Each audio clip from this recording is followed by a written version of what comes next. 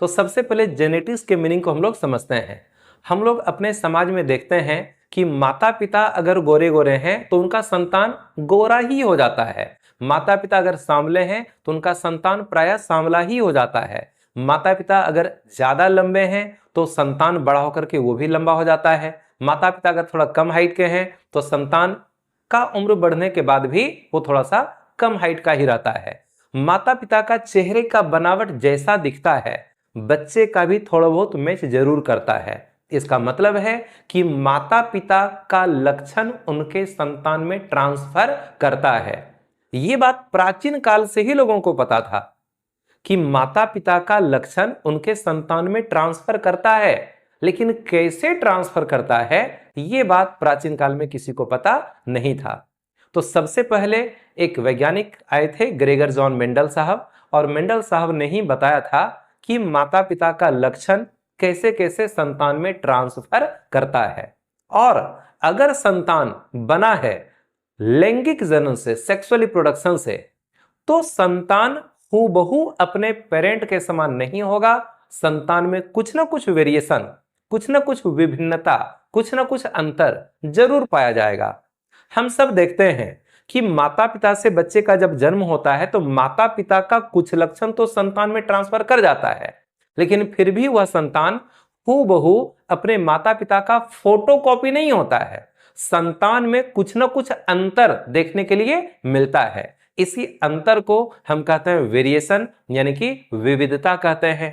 तो genetics biology का एक ऐसा ब्रांच होता है जिसके अंतर्गत माता पिता और उनके संतान के बीच के कुछ समान लक्षण और कुछ असमान लक्षण का अध्ययन किया जाता है। यानी माता पिता और संतान के बीच में कुछ समानता भी होता है, कुछ असमानता भी होता है। इसी चीज का अध्ययन करना कहलाता है जेनेटिक्स। तो जेनेटिक्स बायोलॉजी का एक ब्रांच है जिसके अंतर्गत हम लोग पढ़ते हैं कि माता पिता और उनके संतान के बीच में क्या समानता और क्या असमानता है। ठीक है, तो सबसे पहले हम लोग देखते हैं जेनेटिक्स क्या होता है। जेनेटिक्स क्या है, जेनेटिक्स क्या है। ठीक है, तो जेनेटिक्स में लिखते हैं स्टडी ऑफ इनहेरिटेंस। इनहेरिटेंस हम इसके जगह पर हेरिडिटी भी लिख सकते हैं, हेरिडिटी भी लिख सकते हैं। And variation, and variation, and variation, यानी कि इनहेरिटेंस, देखिए ध्यान से, इनहेरिटेंस या हेरिडिटी। ठीक है, और वेरिएशन, और क्या है, वेरिएशन के अध्ययन को ही कहा जाता है जेनेटिक्स। यानी जेनेटिक्स बायोलॉजी का एक ऐसा ब्रांच है जिसके अंतर्गत हम लोग दो चीज के बारे में पढ़ते हैं, इनहेरिटेंस या फिर बोलेंगे हेरिडिटी, और दूसरा क्या बोलेंगे, वेरिएशन। अब हम लोग समझेंगे कि इनहेरिटेंस क्या होता है, हेरिडिटी क्या होता है और वेरिएशन क्या होता है। ठीक है, देखिए ध्यान से, जब भी पेरेंट्स में सेक्सुअल रिप्रोडक्शन होगा और ऑफ स्प्रिंग का जन्म होगा, संतान का जन्म होगा, माता पिता से जब संतान का जन्म होगा, तो माता पिता का जो कैरेक्टर होता है, जो माता पिता का आनुवंशिक लक्षण होता है, वह बच्चे में ट्रांसफर कर जाता है। तो क्या हो गया, transfer of hereditary characters, transfer of hereditary characters. जो लक्षण माता पिता से संतान में चला जाता है उसी को कहते हैं हेरिडिटरी कैरेक्टर्स। जैसे शरीर की लंबाई क्या है, स्किन का कलर क्या है, ये सब लक्षण बच्चे में ट्रांसफर कर जाएगा, इसको हम बोलेंगे हेरिडिटरी कैरेक्टर्स। माता पिता पढ़े लिखे हैं तो क्या ये जो नॉलेज है, जो पढ़ाई लिखाई है, क्या ये भी बच्चे में ट्रांसफर कर जाता है। मतलब माता पिता अगर पढ़े लिखे हैं तो क्या संतान पढ़ा लिखा जन्म लेता है, ऐसा तो नहीं होता है। माता पिता डॉक्टर हैं तो क्या संतान डॉक्टर बन के जन्म लेता है, नहीं, ऐसा नहीं होता है। तो ये सब वह लक्षण है जो कि माता पिता से बच्चे में ट्रांसफर नहीं करता है। तो जो लक्षण ट्रांसफर नहीं करेगा वह कहलाता है एक्वायर्ड कैरेक्टर। एक्वायर्ड कैरेक्टर यानी कि उपार्जित लक्षण, जन्म के बाद सीखा हुआ लक्षण। लेकिन जो लक्षण पेरेंट से बच्चे में ट्रांसफर कर जाता है, जैसे त्वचा का रंग हो गया, फिर शरीर की लंबाई हो गई, चेहरे का बनावट हो गया, ये सारा लक्षण कहलाता है हेरिडिटरी कैरेक्टर। तो जब पेरेंट से ऑफस्प्रिंग का जन्म होता है, यानी कि जब माता पिता से बच्चे का जन्म होता है, तो माता पिता का लक्षण बच्चे में ट्रांसफर कर जाता है। और बच्चे में ट्रांसफर करने का ये जो प्रोसेस होता है, इस प्रोसेस को ही, ये जो प्रोसेस है यानी माता पिता का लक्षण बच्चे में ट्रांसफर कर गया, इस प्रोसेस को हम कहते हैं इनहेरिटेंस। इस प्रोसेस को क्या कहेंगे? इनहेरिटेंस। कैसे ट्रांसफर करता है? तो आज हम लोग जानते हैं कि फादर में स्पर्म का निर्माण होता है और फादर के स्पर्म में 23 क्रोमोसोम पाया जाता है। मदर में ओवम का निर्माण होता है और ओवम में भी मदर का 23 क्रोमोसोम पाया जाता है। माता पिता के क्रोमोसोम में उनका डीएनए होता है। जब स्पर्म जुड़कर जायगोट बनाता है, स्पर्म और ओवम जब जुड़ करके जायगोट बनाता है, फिर जायगोट से एम्ब्रियो बनेगा और एम्ब्रियो से बच्चे का जन्म होता है। तो बच्चे में फादर से 23 क्रोमोसोम आ गया, मदर से 23 क्रोमोसोम आ गया और उनके क्रोमोसोम के साथ उनका डीएनए आ गया, उनका जीन आ गया। और इस तरह से डीएनए और जीन के माध्यम से क्रोमोसोम, गेमेट, जीन, डीएनए के माध्यम से माता पिता का लक्षण बच्चे में ट्रांसफर कर जाता है। तो वो ट्रांसफर करने का जो प्रोसेस है उसको क्या कहते हैं? इनहेरिटेंस कहते हैं। ठीक है। और इस घटना को, ये जो घटना है, ठीक है, ट्रांसफर करने की जो घटना है, इस घटना को हम कहते हैं हेरिडिटी। इस घटना को क्या कहते हैं? हेरिडिटी कहते हैं। मतलब ये हुआ कि जैसे अगर हम कुछ ऑनलाइन शॉपिंग के लिए ऑर्डर करते हैं, माना कि मैंने जो है ना कुछ बुक्स ऑर्डर किया, ठीक है, ऑनलाइन मोबाइल ऐप से। तो जब हम एक बुक ऑर्डर करते हैं और कुछ दिन के बाद, 4-5 दिन के बाद वो बुक हमारे घर तक पहुंच जाता है, तो हम बुक को ऑर्डर किए और 5 दिन बाद हमारे घर पर वो बुक आ गया, ये है हेरिडिटी। लेकिन जिस प्रोसेस के द्वारा आया, अब ऑनलाइन शॉपिंग का जो सेंटर है अगर वो दिल्ली में है तो दिल्ली में सामान वो बुक पैक किया गया होगा, फिर उसको ट्रेन के माध्यम से अपने लोकल एरिया में भेजा गया होगा, फिर वहां से कोई डिलीवरी कोई बॉय होगा, वो उसको हमारे घर तक पहुंचा देता है। तो जो आने का जो प्रोसेस है वो प्रोसेस ही कहलाता है इनहेरिटेंस, वंशागति कहते हैं इसको। ठीक है। मतलब माता पिता गोरे हैं तो बच्चा भी गोरा हो गया, यह हेरिडिटी है। लेकिन वो माता पिता का लक्षण बच्चे में आने का जो प्रोसेस है, स्पर्म बनेगा, ओवम बनेगा, है ना, उसमें क्रोमोसोम आएगा, डीएनए आएगा, जीन आएगा, फिर जुड़ करके जायगोट बनाएगा, जायगोट से एम्ब्रियो बनेगा, एम्ब्रियो से बच्चे का जन्म होगा। तो माता पिता का वही क्रोमोसोम, वही डीएनए, वही जीन बच्चे में ट्रांसफर करेगा, तब ना बच्चा का कैरेक्टर पेरेंट से मिलेगा जुलेगा। तो वो जो गुणों को आने का जो प्रोसेस रहता है, इस प्रोसेस को कहते हैं इनहेरिटेंस। ठीक है। तो उम्मीद है कि इनहेरिटेंस और हेरिडिटी समझ में आया होगा। अब अगर सेक्सुअल रिप्रोडक्शन के दौरान ये संतान बना है तो ये संतान अपने पेरेंट से थोड़ा सा डिफरेंट जरूर होगा। यह संतान अपने पेरेंट से थोड़ा सा डिफरेंट होगा, पेरेंट्स से थोड़ा सा क्या होगा? डिफरेंट होगा।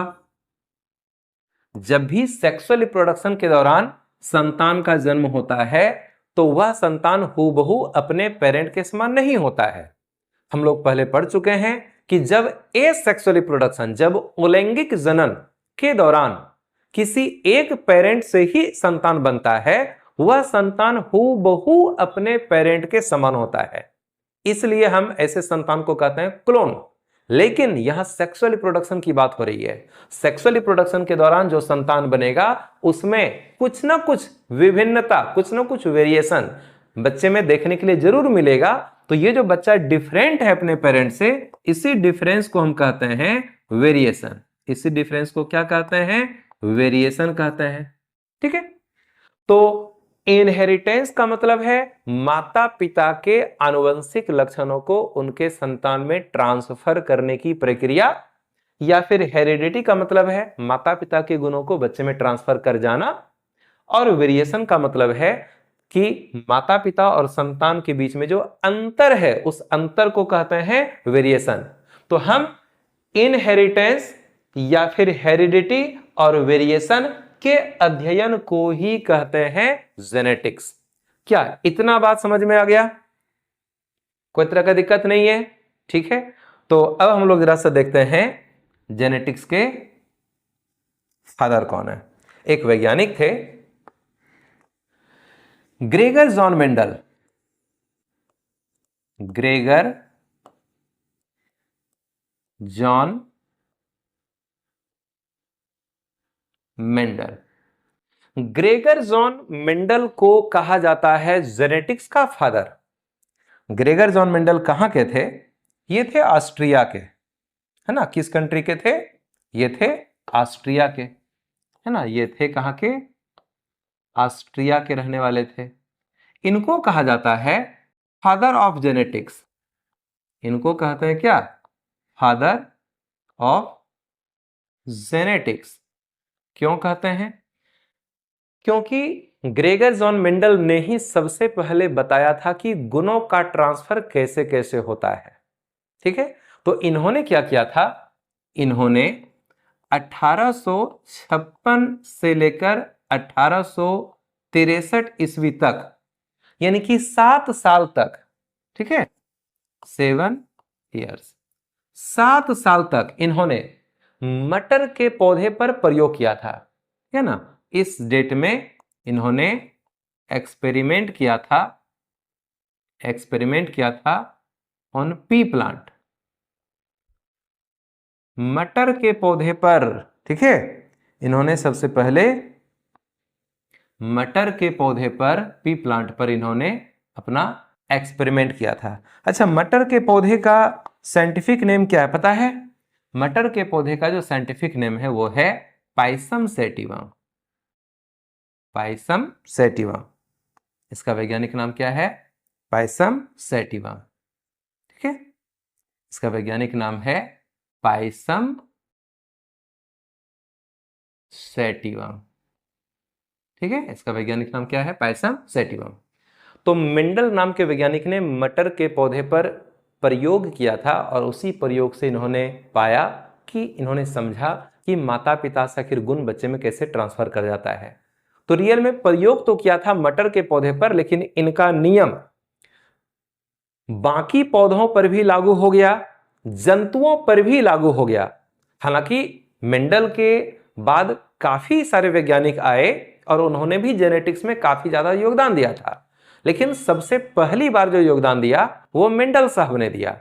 इसलिए मेंडल साहब को कहा गया जेनेटिक्स का फादर। इन्होंने मटर के पौधे पर 7 साल तक प्रयोग किया था और उसी प्रयोग से इन्होंने निष्कर्ष निकाला, इन्होंने समझा कि आखिर गुण माता पिता से बच्चे में कैसे ट्रांसफर करता है। तो मेंडल साहब का मानना था कि जीव के शरीर में कुछ कण होता है जिसमें गुण संचित रहता है और वह कण बिल्कुल स्वतंत्र रहता है, और जब भी माता पिता से बच्चे का जन्म होता है तो वही कण, जिसको इन्होंने नाम दिया था फैक्टर, उस कण को, गुण के कण को मेंडल ने नाम दिया था फैक्टर। इन्होंने कहा कि हर लक्षण के लिए फैक्टर होता है, जीव के शरीर में हर एक लक्षण के लिए एक फैक्टर होता है, कण होता है, और माता पिता का वही फैक्टर बच्चे में आ जाता है और फैक्टर के साथ साथ माता पिता का आनुवंशिक लक्षण भी बच्चे में ट्रांसफर कर जाता है।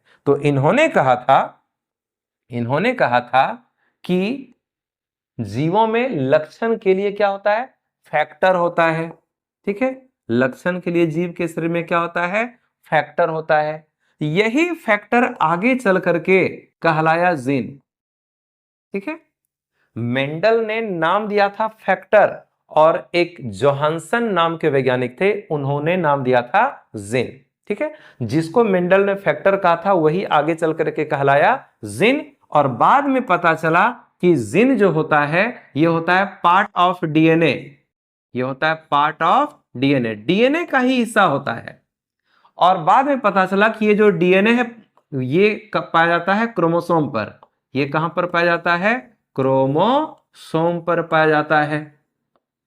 ठीक है, तो क्रोमोसोम पर पाया जाता है डीएनए। डीएनए का कुछ कुछ पार्ट ही कहलाता है जिन, और जिन एक लक्षण का निर्धारण करता है, और इसी जिन को मेंडल ने कहा था फैक्टर।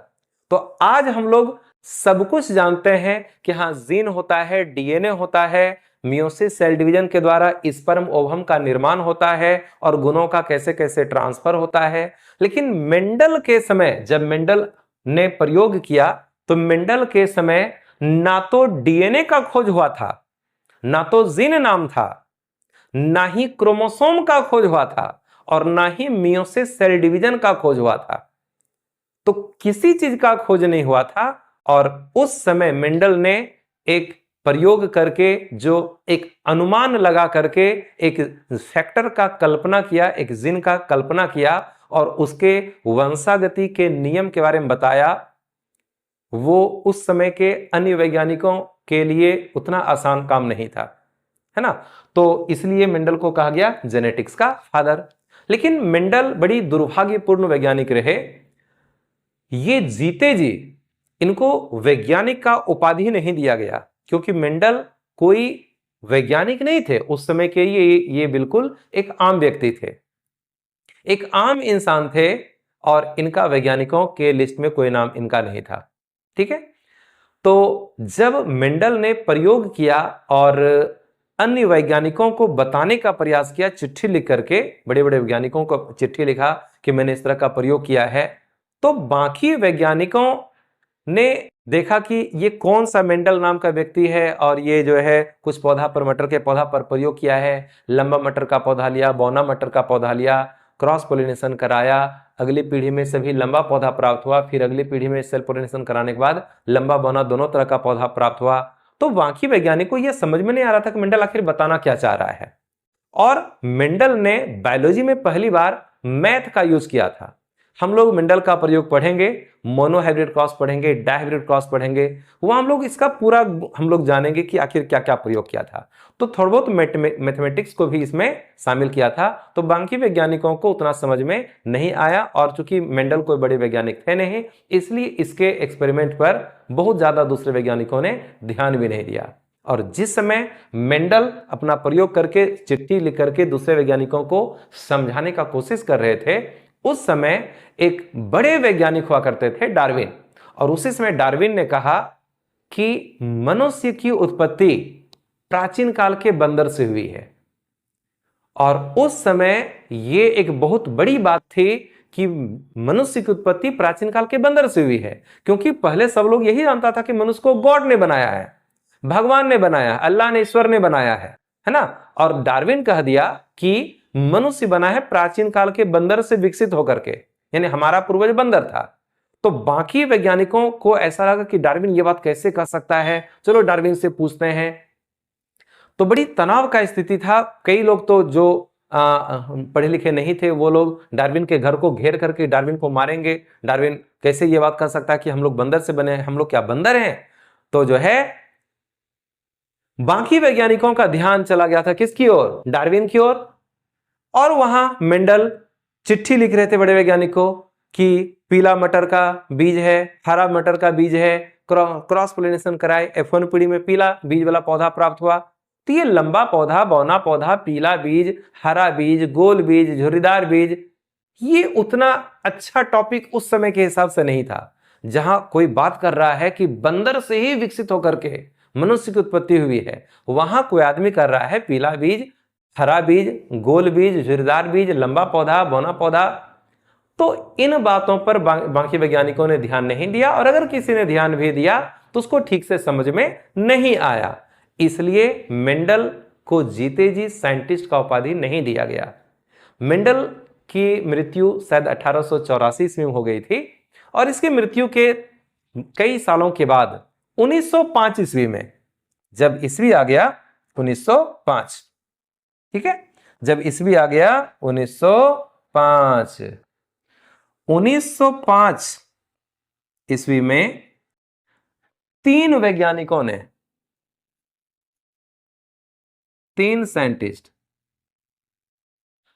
साइंटिस्ट ने मेंडल के प्रयोग को दोहराया और इस बात को जानने का कोशिश किया कि आखिर गुणों का ट्रांसफर कैसे होता है। तीन वैज्ञानिक कौन थे? तीन साइंटिस्ट, एक थे ह्यूगो डी व्रीज, दूसरे थे कार्ल कॉरेंस और तीसरे थे शेरमार्क। इन तीनों वैज्ञानिकों ने मेंडल के प्रयोग को दोहराया। इन तीनों वैज्ञानिकों ने मेंडल के प्रयोग को दोहराया।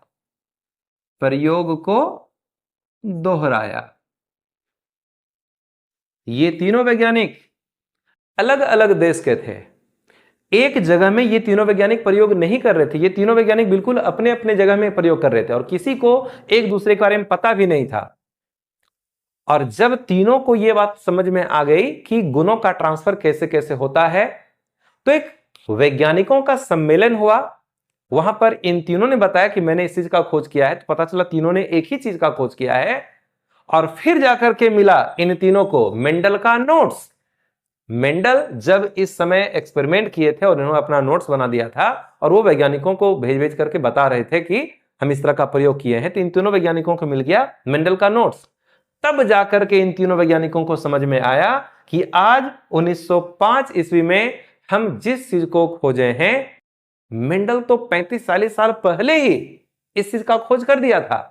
लेकिन मेंडल बड़ी दुर्भाग्यपूर्ण वैज्ञानिक रहे कि उनको जीते जी वैज्ञानिक का उपाधि नहीं दिया गया।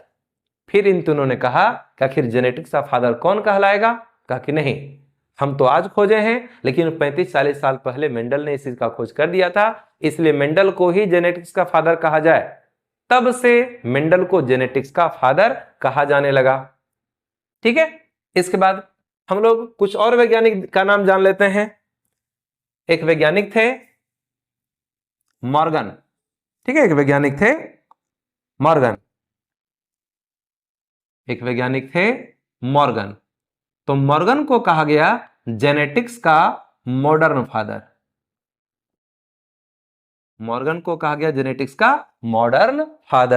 ठीक है, इसके बाद एक वर्ड और जान लेते हैं। शब्द